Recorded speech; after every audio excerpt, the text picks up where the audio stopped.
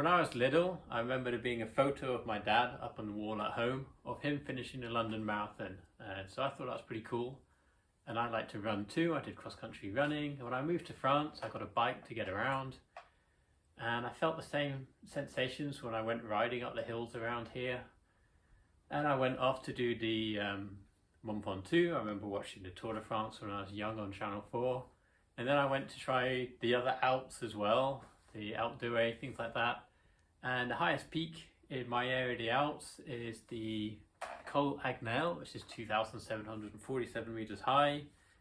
And that's as high as you can go. And that was brilliant. But I saw people parking their cars there and walking up to higher heights. So I decided to get into hiking and going up to these high heights. I did that. That peaked, the Panda Souk, 3,200 meters. And to go any higher, it's getting dangerous. There's glaciers and it's sketchy. And my mum sent me an email saying, don't do the Mont Blanc, it's really dangerous. Look at this Daily Mail link. And I looked at it and I was like, oh yeah, that is dangerous. People die on it every year. Even the guides die on it. And then I started thinking about it, and I found a guiding company which seemed pretty safe, didn't take risks. And I looked at other guiding companies, and just to go on a glacier is expensive. And this company was doing Mont Blanc for the same price as any other mountain. So I thought, why not just do the big dog? And so I signed up. And you have to sign up like 6 months in advance because you need to book these huts. So I had my place booked. I chose a time of year which would have snow, where it wouldn't be dangerous with the heat, with the rock falls. And the problem was my eye. If you saw the last video, my face got paralyzed, and it got paralyzed 3 weeks before I was due to set off on the first mountain. And even now, like, my eye doesn't actually really blink. So I set off to Chamonix in my car, and I was coming off the steroids which I needed to help my face, and I was really, really weak. I was struggling to even walk, and I got off the drugs and I headed off to Chamonix. I slept in my car, get used to the altitude, and the day before I was feeling a lot better. And so the first day we tried on the boots, and me and another client were paired together to split the costs, and we went to Italy. And we hiked up to a hut in Italy, which is like a hotel, 3,000 meters high.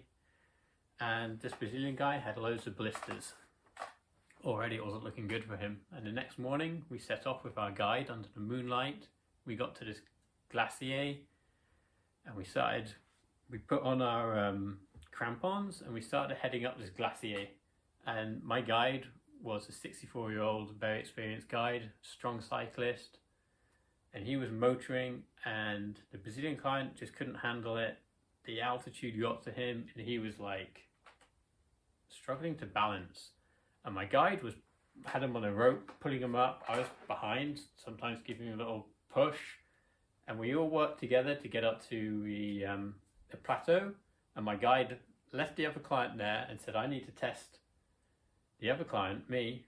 And off we went, up to the summit of Gran Paradiso, overtaking other groups. And it was sketchy with the crampons on rock. We got to the highest peak, that's solely in Italy. Had a little look and then headed back down to make sure the client wasn't frozen on the plateau. And then made our way back down to the hut. Those guys like fell into crevasses up to their hips. The snow was melting. It was kind of hard, it's kind of sketchy. I wouldn't do that without a guide who's got all the equipment, the rope, the knowledge, and he knew everyone around. Then we stayed in that hut again to get used to the altitude, and then headed down to Chamonix. Now the weather in Chamonix wasn't good. We could see up in the mountains up above, it was even worse. And the other groups, including some famous people, went and did other mountains. My Brazilian client split for me to go do something else because my guide said, no, you're not doing the Mont Blanc.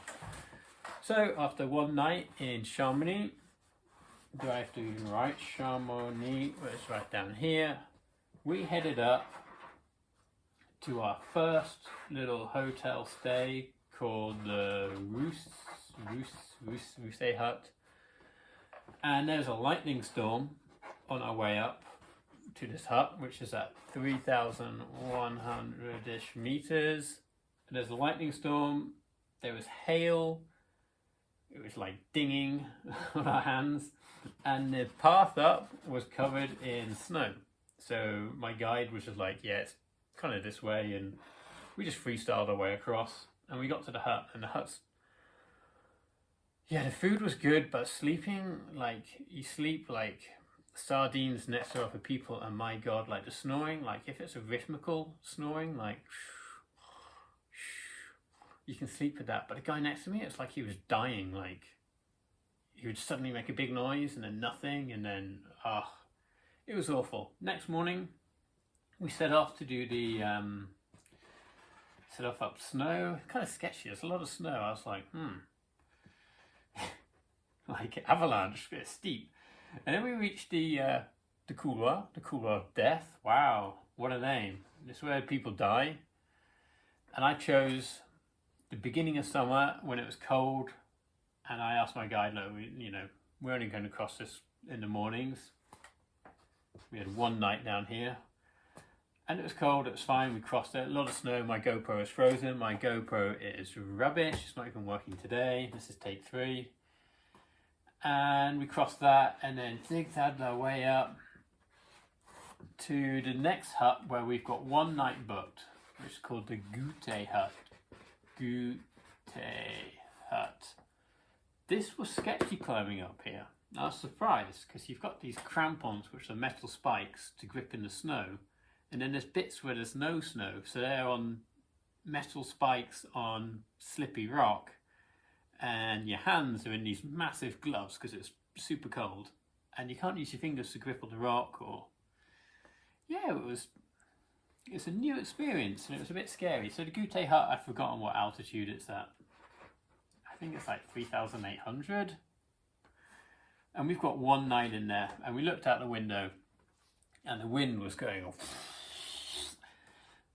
And I think the people coming, no one really made the summit, and some Italian serious alpinists were like, yeah, we almost died up there in the morning or something. But I kind of wanted to go up in the afternoon. My guide was like, there's a weather window tomorrow morning, and we can try and hit that. And the weather window was small, so breakfast at 1:45 a.m. I didn't sleep much, a few minutes here and there. There's no water in these places, so you have to buy a bottle of water, and it's like €8. So we set off at 2 a.m. All right, 2 a.m. My guide, my 64-year-old super experienced guide, set off, and we get ourselves suited up, and it's like an airlock. There's 2 doors, so you go out the first door and you're into like the airlock bit, and then you open up the door to the outside, and shit, fresh snow. It's snowing. Visibility is like you're in a cloud. You can see like 5, 6, 7, 8 meters. No moonlight. All right, and there's no path because the snow's covered up the track. So we start heading off. Now Mont Blanc goes up, up, up, up, up, and then you reach like this Dôme de Goûter, and then you hit the real Mont Blanc summit at 4,800.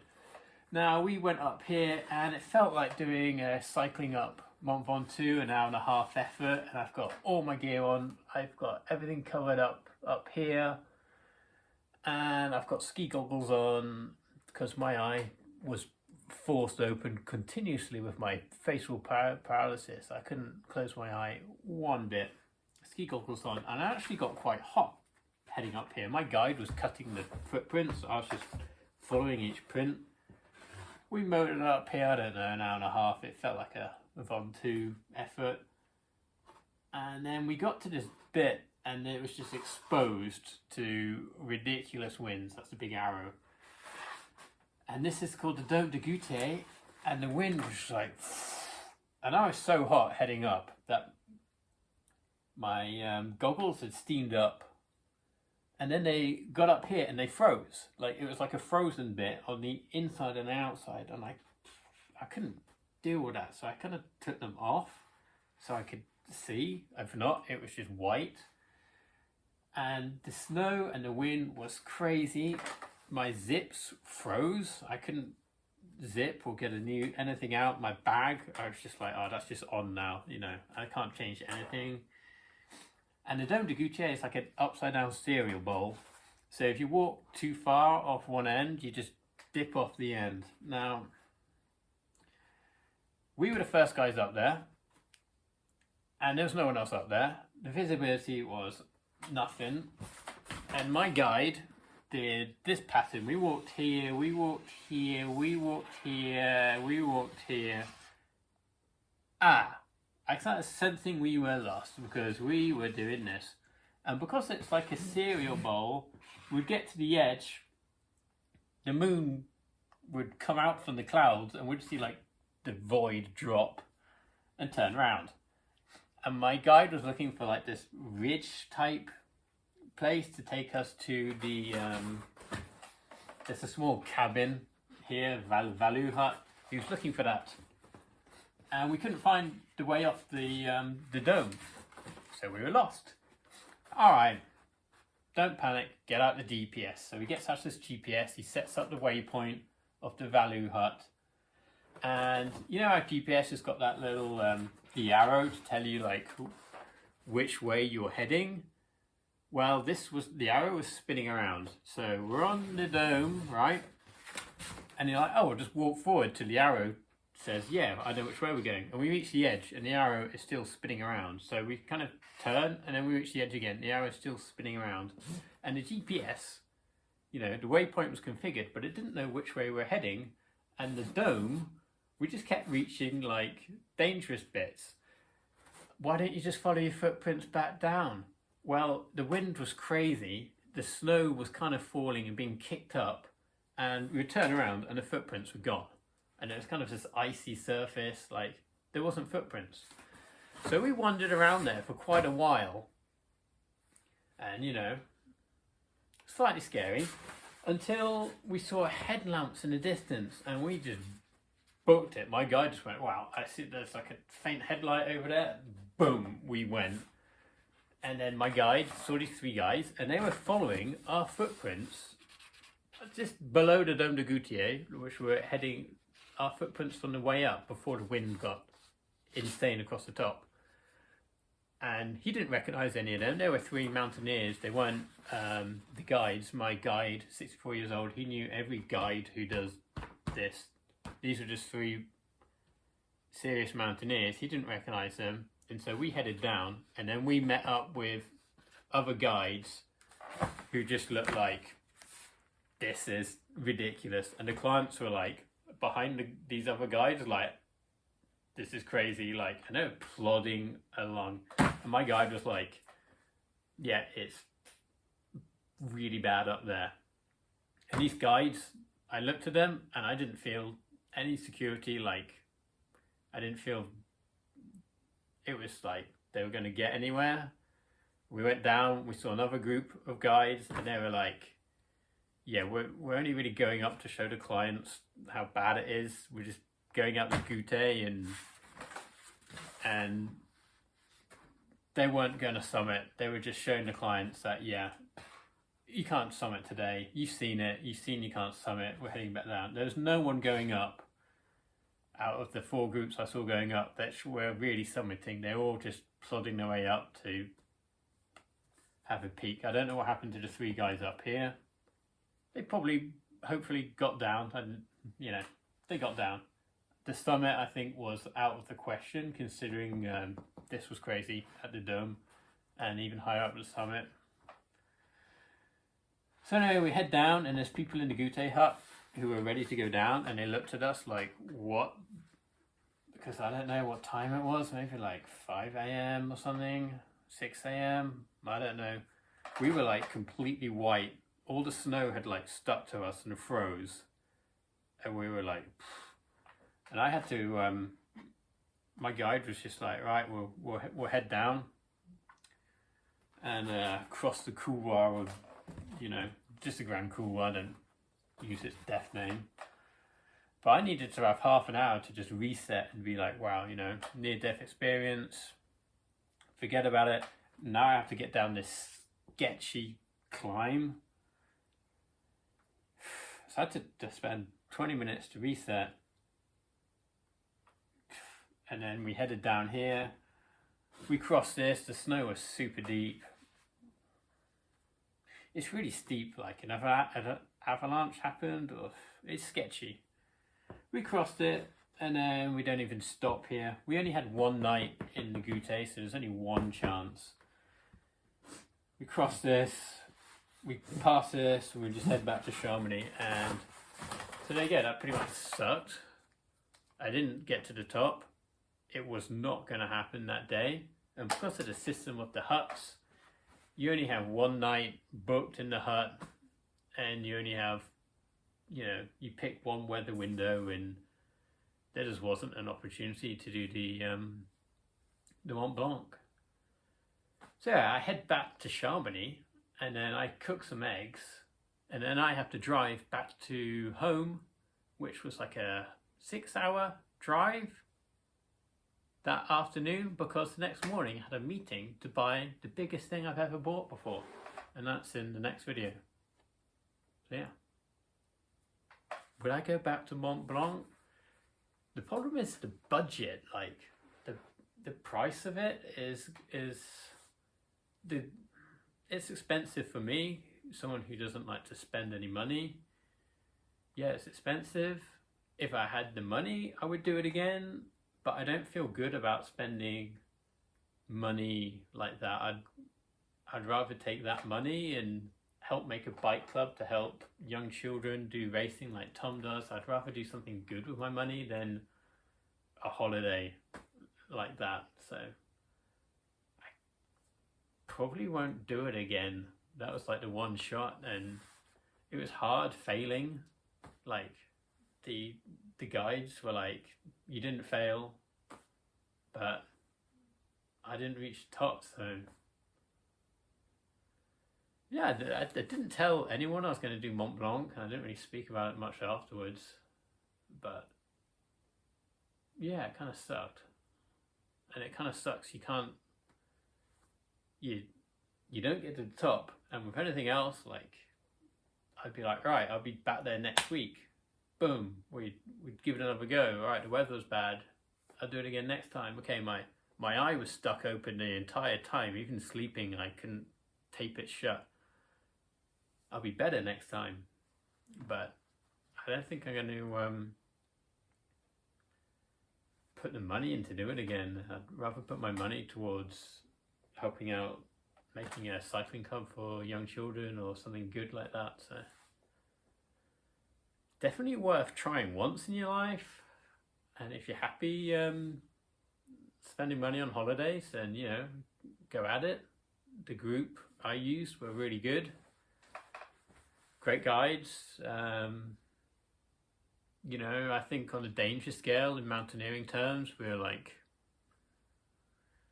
1 or 2 out of 10. You know, it wasn't really any point where we needed rescuing or anything. It was just if my guide had made bad decisions or didn't have the experience, it could have gone way worse. If I was on my own, it would have been absolutely deadly, but I think my guide had it covered.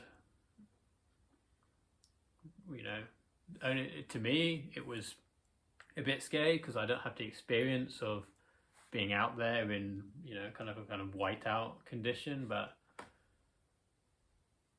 I think on, you know, in the grand scheme of things, in mountaineering terms, it wasn't deadly. You know, whatever. My guide was good. He was really keen on getting to the top, and it was actually me on the Dôme de Goutier who said, I've seen enough, let's just, alright, it's not happening today. My eye was really freaking hurting up there. So like, I said twice, alright, we're done, we're going down. And when we saw the other guys going up, I was still like, get me off. I was really cold as well after being up on that top bit. It exposed. And I think my guide had the ability to carry on, but for me, you know, carrying on for another 2-3 hours and then the way down, you know, I'm not sure I had that in me to do the up and down. I was quite very happy to see the Gute hut. You know, my guide kicked ass on finding the Gute hut on the way down because it was just white out, and he just knew it by the undulations. So anyway, that's 20 minutes of my adventure of Mont Blanc. I'm probably going to sell the mountaineering gear I had to buy. Yeah, and that's it. I tried it.